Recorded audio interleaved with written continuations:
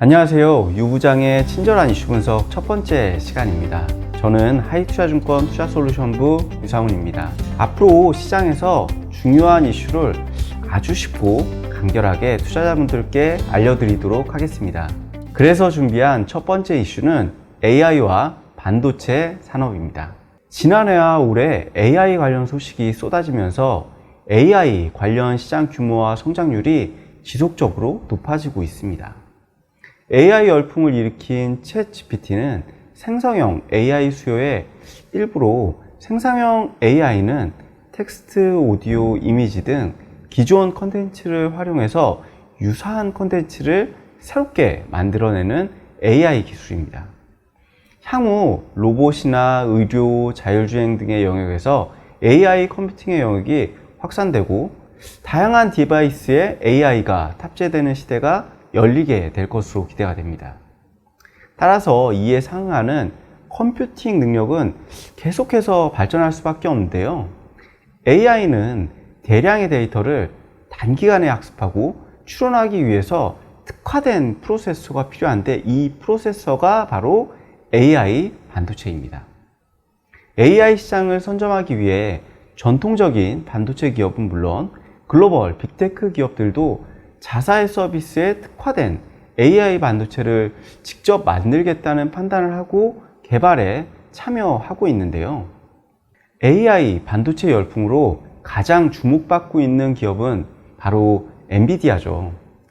엔비디아는 대부분의 반도체 회사들이 CPU, 즉 중앙처리 장치에 관심을 갖던 1990년대부터 게임과 디스플레이에 초점을 좀 맞춰서 컴퓨터 그래픽 분야에 집중을 해서 GPU, 그래픽 처리 장치를 최초로 개발하였고 현재 GPU 시장의 80에서 90%를 장악하고 있습니다. 이 GPU는 게임 화면을 구성하는 수백만 개의 픽셀 연산 작업을 동시에 처리하기 위해서 하나의 프로그램 안에 여러 작업을 동시에 빠르게 처리하는 병렬 컴퓨팅이 아주 적합합니다. 대량의 데이터를 단기간에 처리하는 AI 연산에서도 이 GPU의 필요성이 커지면서 엔비디아는 AI에 최적화된 AI 반도체를 개발하게 된 거죠. 엔비디아의 AI 반도체는 수요 급증과 캐파 부족으로 인해서 품귀 현상이 심해지면서 판매 가격도 급등을 하였고 주문 이후 대기도 길어지고 있는 상황입니다. 엔비디아 외에도 마이크로소프트 등 글로벌 빅테크 기업들이 AI 반도체를 직접 개발 중인데 테슬라가 자율주행에 특화된 자체 AI 반도체를 만드는 것도 이에 해당된다고 볼 수 있습니다. 특히 자율주행은 아직 좀 시간이 필요하겠지만 AI 기술이 필수적으로 좀 필요하고요. 테슬라는 자체 설계한 AI 반도체 D1과 도조, 슈퍼컴퓨터를 통한 AI 컴퓨팅 능력이 자율주행의 성능을 끌어올릴 기폭제 같은 역할을 할 것으로 판단됩니다. 결국 자동차가 컴퓨터화되는 대전환이 가져올 미래가 향후 AI 반도체 산업에 미칠 영향도 장기적으로 좀 주목해야 한다는 판단입니다. 이런 AI 반도체 산업의 성장으로 인해서 반도체 산업에서 후공정의 변화와 메모리 반도체의 변화에 대해서 말씀을 좀 드리겠습니다. 먼저 반도체 제조 공정은 전공정과 후공정으로 나눌 수 있는데요. 과거 반도체 기술은 미세화에 주력하던 전공정 기술에 집중을 하였으나 전공정 기술의 한계, 즉 2년마다 성능이 2배씩 상승한다는 무의 법칙이 사실상 폐기가 되었고요. EUV, 극자외선 노광 장비의 가격이 워낙 비싸기도 하고 수급도 어렵고 공정 수율도 낮은 상황에 좀 직면하게 됩니다. 그러면서 이제는 그동안 소외되었던 후공정 기술에서 반도체 고성능화와 원가 절감에 기여할 수 있는 첨단 패키징이 주목받고 있습니다. 반도체 업체는 크게 IDM, 팹리스, 파운드리, 오사트 업체로 구분할 수 있는데요. 여기서 TSMC는 팹리스 업체가 원하는 파운드리와 패키징, 통합 구축에 아주 탁월한 역량을 보유하고 있습니다. 그렇다면 패키징에 대해서 좀 더 자세히 살펴보겠습니다. 컨벤셔널 패키징은 전통적인 패키징 기술로 패키징은 반도체 칩과 기판을 접착하는 본딩과 칩과 외부와의 정기적 연결 신호를 만들어주는 과정인데요.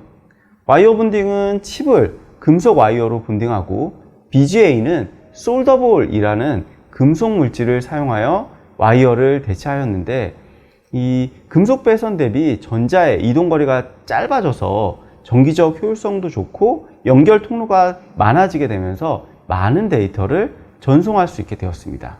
최근에는 반도체 고성능화와 슬림화에 대응하는 어드밴스드 패키징이 등장을 하게 되는데요. 여러 반도체를 수평과 수직으로 연결하는 기술을 통해 다양한 이종 반도체를 하나의 패키지 안에 구현하는 것이 핵심이라고 볼 수 있습니다. 2D 패키징은 이종 칩을 하나의 기판에 수평적으로 배열해서 연결하는 기술이고, 2.5D 패키징은 칩과 기판 사이에 인터포저를 추가로 배치해서 이종 칩을 연결하고 칩과 PCB 기판의 회로폭 차이를 이 인터포저가 좀 완충하는 기술이라고 보시면 됩니다.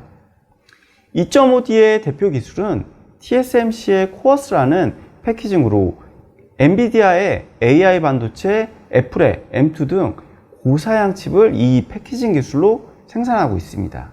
엔비디아가 주문한 AI 반도체를 TSMC가 충분히 공급하지 못하는 이유는 바로 이 코어스 캐파와 인터포저의 공급 부족 문제가 큰 이슈인데요. TSMC는 이 캐파를 확대하고 있는 상황입니다. 3D 패키징은 이종 칩을 얇게 수직으로 쌓아 올리는 패키지 방식으로 칩을 수직으로 배열해서 전자의 이동 거리가 짧아지고 데이터 전송 속도가 더욱 빨라지게 됩니다. 2.5D 패키징에서의 일부 어떤 데이터 손실과 비효율을 이 3D 패키징을 통해서 개선한다고 보시면 됩니다.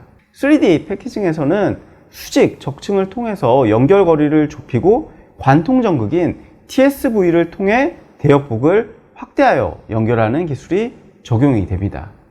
앞에서 말씀드린 컨벤셔널 패키징의 와이어 본딩이나 BGA와 같은 본딩 기술은 어드밴스드 패키징으로 발전하면서 본딩 기술 방식도 다양화되고 있는데요.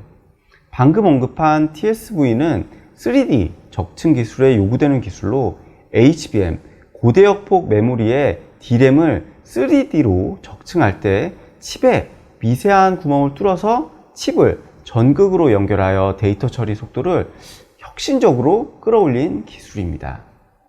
또한 TC, NCF 또는 TC 본딩이란 기술은 HBM을 적층하는 D램 웨이퍼 사이에 NCF라는 절연 필름을 덧대고 열을 가해서 고정시키는 기술로, NCF는 범프와 배선 외 전기 흐름을 좀 통제하는 절연체 역할을 합니다. 대표적으로 삼성전자가 이 TC 본딩 방식을 사용하고 있죠.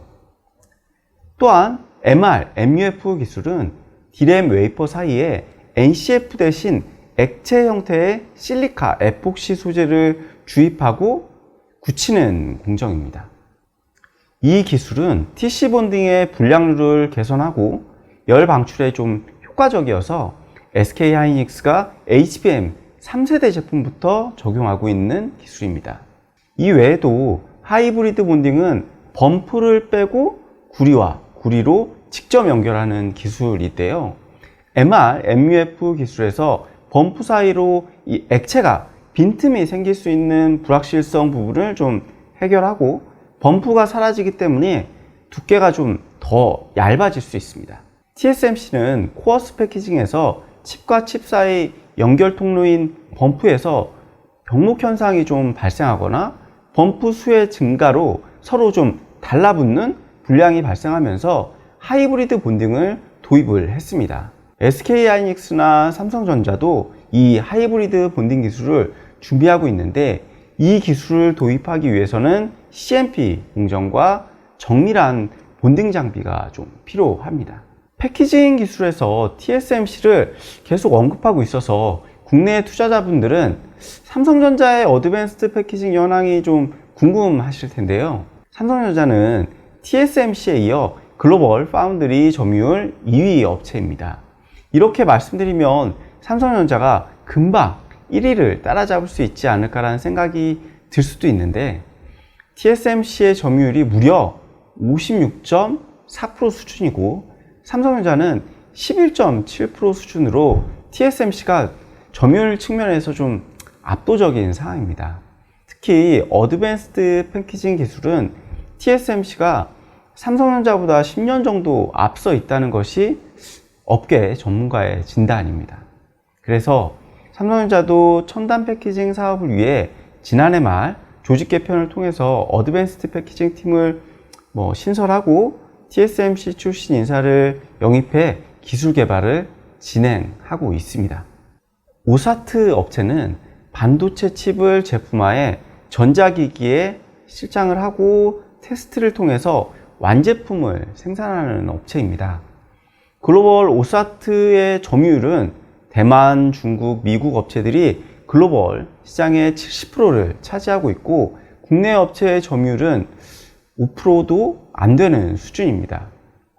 아무래도 국내 오사트 업체는 이 메모리 반도체 비중이 높고, 비메모리 같은 경우에는 IDM 업체의 내재화 비중도 좀 있기 때문에 전반적으로 실적이 부진한 상황입니다.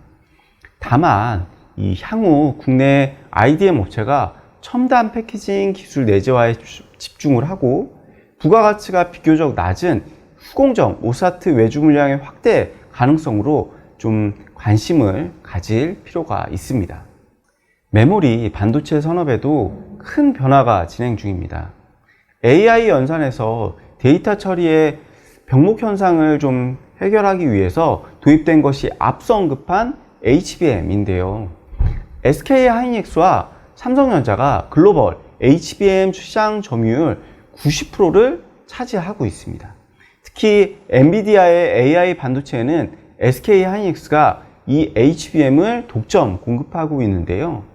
지금까지 메모리 반도체 기술을 이 삼성전자가 좀 이끌고 SK 하이닉스와 마이크론이 따라오는 구도였는데, HBM에서 SK 하이닉스에게 좀 삼성전자가 뒤지고 있으니 아무래도 난리가 났겠죠.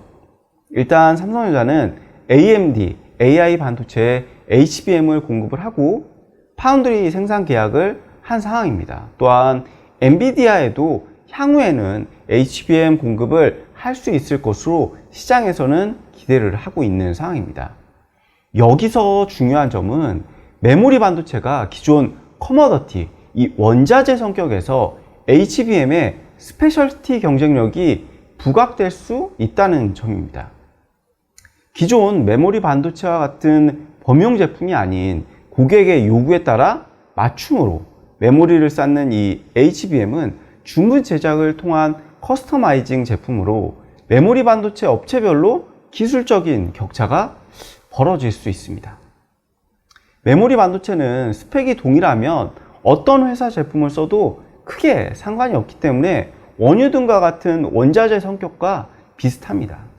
따라서 이 스펙별로 대량 생산을 좀 하기 때문에 수요가 공급을 초과할 경우에는 가격 상승으로 마진이 50% 이상 나올 때도 있지만, 공급이 수요를 앞설 경우에는 손실을 보면서 판매를 하는 경우도 있습니다.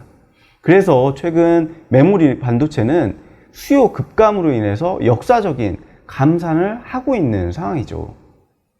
그런데 반면 이 비메모리는 업체별로 맞춤 소량 생산을 하기 때문에 수요와 공급에 영향이 적고 안정적인 마진 상승을 보이게 되는 거죠. 그래서 글로벌 비메모리 업체 대비 메모리 반도체 업체의 밸류에이션이 좀 낮게 평가되는 이유입니다. 그런데 HBM과 같은 주문 제작 제품을 중심으로 이 향후 메모리 반도체의 HBM 비중 확대는 메모리 업체의 실적과 주가에 영향을 줄 것으로 판단이 됩니다. 또한 최근 AI 열풍이 온 디바이스 AI로 확대되고 있습니다. 기존 AI 기술은 클라우드 서버로 전송을 해서 분석하고 다시 기기로 보내는 방식이었는데, 온 디바이스 AI는 클라우드 서버를 거치지 않고 인터넷 연결 없이 스마트 기기 자체적으로 데이터를 수집하고 연산할 수 있는 AI를 의미합니다. 삼성전자는 최근 삼성 가우스라는 생성형 AI 모델을 공개하면서 실시간 통화 기능을 선보였는데요. 이 기능은 별도의 앱 설치 없이 사용자가 전화 통화 중 모국어로 말하면 실시간으로 상대방 언어로 이 통역을 해주는 기능으로 통역된 내용은 오디오와 이 텍스트 형식으로 확인할 수 있습니다. 또한 상대방 전화기에 이 AI가 탑재되지 않아도 적용이 됩니다.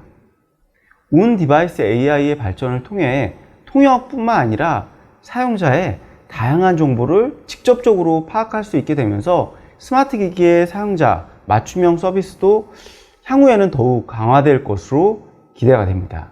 온 디바이스 AI의 확대도 메모리 반도체 산업의 새로운 성장을 이끌 것으로 기대되는 모멘텀인데요. HBM이 AI 서버용으로 수요가 급증하였다면 온 디바이스 AI의 확대로 LPDDR이 주목받고 있습니다. 데이터 처리 속도는 빠르지만 이 전력 소모가 적은 특징 때문인데요. 따라서 HBM에 이어 온 디바이스 AI 관련 고성능, 고용량, 저전력 메모리 반도체 수요가 향후 성장할 것으로 기대됩니다. 알파고와 이세돌 구단의 세기의 바둑 대결 이후 6년이 흐른 지금 아주 먼 미래로 느껴졌던 AI가 우리 일상으로 들어오고 있습니다. 또한 AI 산업의 성장 사이클은 마이크로소프트의 빌 게이츠, 엔비디아의 젠슨 왕, AMD의 리사수, 테슬라의 일론 머스크 등 테크 산업의 CEO들이 바라보는 방향으로 AI 반도체 개발에 열을 올리고 있습니다. 이러한 AI 산업 성장은 반도체 산업의 모바일과 서버의 성장 이후 가장 큰 변화의 바람입니다. 따라서 향후 반도체 산업의 성장과 관련된 업체들에 대한 성장을 장기적인 측면에서 좀 주목해야 할 것입니다. 오늘은 여기까지 말씀드리고 다음 시간에 또 중요한 이슈 분석을 통해 찾아뵙도록 하겠습니다. 지금까지 시청해 주셔서 감사합니다.